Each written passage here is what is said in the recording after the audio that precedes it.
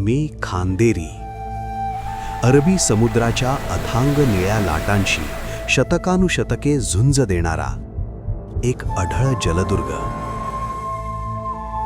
माझ्या चहूबाजूंना उसळणाऱ्या लाटांचा जो आवाज तुम्ही ऐकता, ती केवळ पाण्याची गाज नाही, शिवरायांच्या पराक्रमाची ती गौरवगाथा आहे.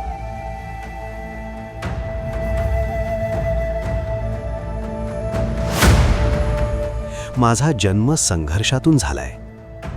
जेव्हा इंग्रज, पोर्तुगीज आणि सिद्धी यांसारखी संकटे स्वराज्याच्या उंबरठ्यावर उभी होती, तेव्हा माझ्या राजाने, छत्रपती शिवाजी महाराजांनी ओळखले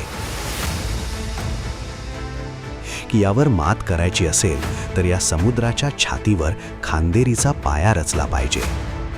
1679चा तो धुवाधार पावसाळा, अंगावर शहारे आणणारे वारे आणि खवळलेला समुद्र.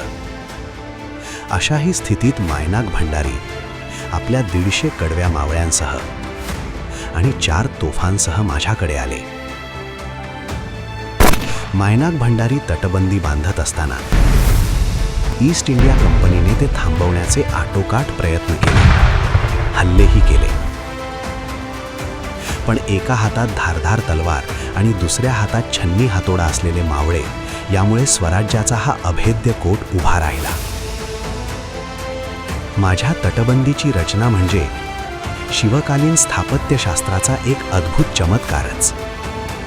माझ्या मुख्य भिंतीला समुद्राच्या लाटांची इजा पोहोचू नये म्हणून बाहेरील अंगाला जे मोकळे चिरे टाकले आहेत, ते आजही विज्ञानाला कोड्यात टाकतात. इथला तो गाणारा खडक आजही पर्यटकांना थक्क करतो. ज्याला स्पर्श करताच तो एखाद्या वाद्यासारखा निनादतो. माझ्या कुशीत केवळ तोफाच नाहीत, तर वेताळ, हनुमान, बुद्ध मंदिर, पीर आणि क्रॉस अशी सर्वधर्मीय श्रद्धास्थाने आहेत.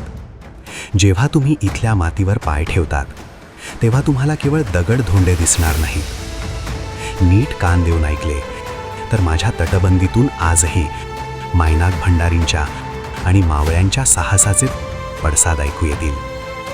मी केवळ एक दगडी बेट नाही, मी स्वराज्याच्या सागरी सीमांचा खडा पहारेकरी आहे.